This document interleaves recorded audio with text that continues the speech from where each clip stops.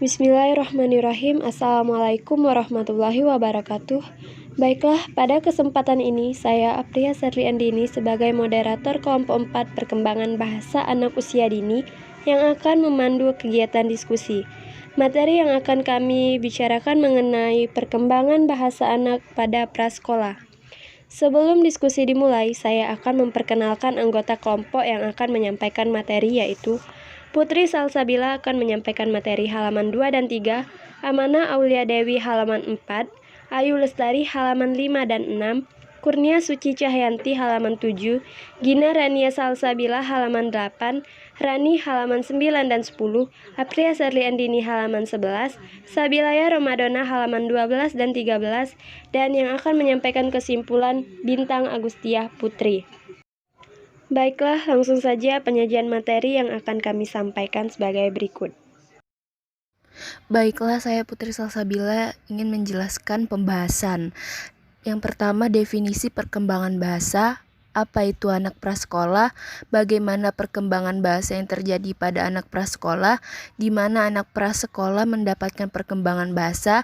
Dan apa saja aspek-aspek pada perkembangan bahasa anak prasekolah? Definisi perkembangan. Perkembangan adalah pola gerakan atau perubahan yang dimulai pada saat terjadi pembuahan dan berlangsung terus-menerus. Selanjutnya, definisi prasekolah. Anak usia prasekolah adalah anak yang mempunyai usia di bawah 7 tahun. Pada usia ini, anak bisa diarahkan ke arah yang positif atau ke arah yang bisa membantu perkembangan sikap, pengetahuan, keterampilan, dan daya cipta yang diperlukan oleh anak tersebut. Bagaimana perkembangan bahasa yang terjadi pada anak prasekolah? Pertama, perkembangan pengetahuan fonetik pada usia prasekolah, kesadaran reseptif anak, dan produksi bunyi yang berhubungan dengan bahasa atau fonem hampir berkembang dengan baik. Pola perkembangan pada fonetik ini meliputi pola-pola perkembangan pada fonetik, yaitu tentang penyebutan konsonan pada anak dan kesadaran fonemik tentang anak-anak dapat membentuk bahasa dari berbagai bunyi. Kedua, perkembangan pengetahuan semantik, konsep baru digabungkan ke dalam skema konseptual yang sudah ada. Misalnya, anak mengetahui spesifikasi tentang hewan sapi, lalu ia berkunjung ke kebun binatang dan menunjuk bahwa itu sapi. Ketiga, perkembangan pengetahuan sintaksi. Anak-anak memasuki masa prasekolah sekitar usia 3 tahun. Biasanya dalam tahap ini, mereka berbicara dalam kalimat-kalimat pendek dan frasa yang terdiri dari 2-3 kata. Selanjutnya yang keempat yaitu perkembangan pengetahuan morfemik. Masa prasekolah adalah masa perkembangan yang signifikan untuk pengetahuan femik. Anak-anak pertama-tama mengembangkan pengetahuan morfem infleksional yang digunakan untuk menunjukkan kata jamak, kepemilikan, dan kata kerja. Ini biasanya dimulai pada usia antara 2-4 tahun. Perkembangan morfem derivasional dimulai kemudian dan membutuhkan waktu yang lebih lama. Morfem derivasional adalah morfem yang ditambahkan pada kata-kata untuk mengubah kelompok kata berdasarkan fungsinya atau mengubah makna. Perkembangan pengetahuan morfemik berkontribusi pada kemampuan linguistik anak-anak dalam menyediakan cara mengkomunikasikan maksud secara lebih tepat. Dan ada beberapa aspek lainnya, yaitu seperti peran eksperimen dan mengamati eksperimen anak-anak dengan bahasa. 5. Perkembangan pengetahuan pragmatik. Selama masa prasekolah, anak-anak mulai menggunakan bahasa untuk berbagai tujuan dibandingkan yang mereka miliki di masa lalu. Perkembangan ini didukung oleh pengetahuan semiotik, sintaksis, fonetik, dan morfemik anak yang terus meningkat.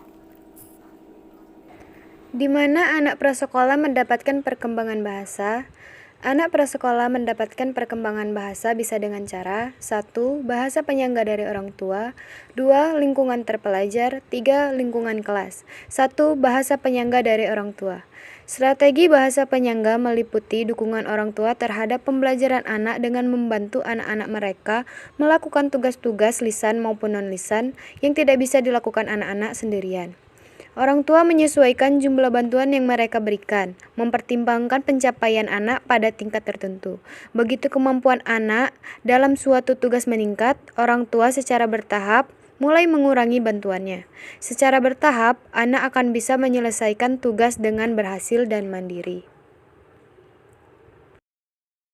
2. Lingkungan terpelajar. Ketika orang tua membacakan buku cerita dengan anak-anak usia prasekolah, mereka menggunakan bahasa untuk menggambarkan benda atau peristiwa di dalam gambar dan menceritakan atau membacakan ceritanya. Tindakan yang semakin memperbesar kemampuan bahasa reseptif anak. Aspek lain dari lingkungan rumah untuk anak usia prasekolah yang belajar bahasa adalah peran media yang digunakan di rumah. 3. Lingkungan kelas.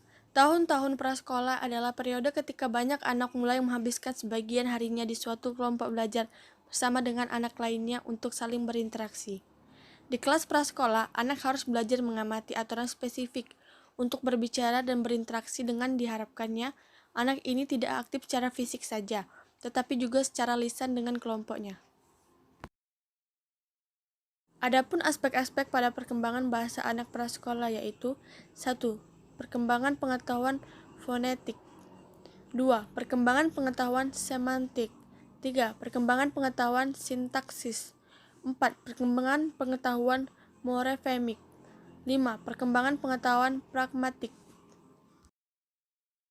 Baiklah teman-teman, jadi kesimpulan yang dapat kami sampaikan dari paparan materi kami adalah masa prasekolah dicirikan dengan perkembangan yang cepat pada setiap aspek pengetahuan bahasa.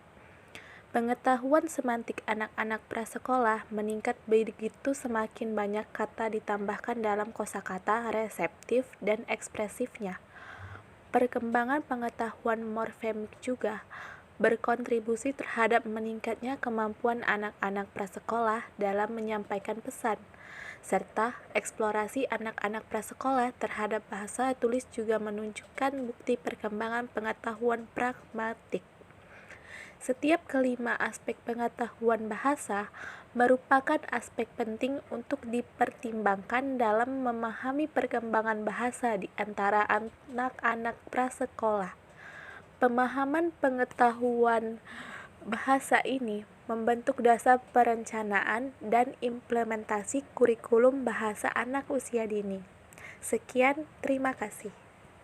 Baiklah, mungkin itu saja materi yang dapat kami sampaikan. Saya sebagai moderator mewakili kelompok 4 ingin memohon maaf apabila ada tutur kata yang salah.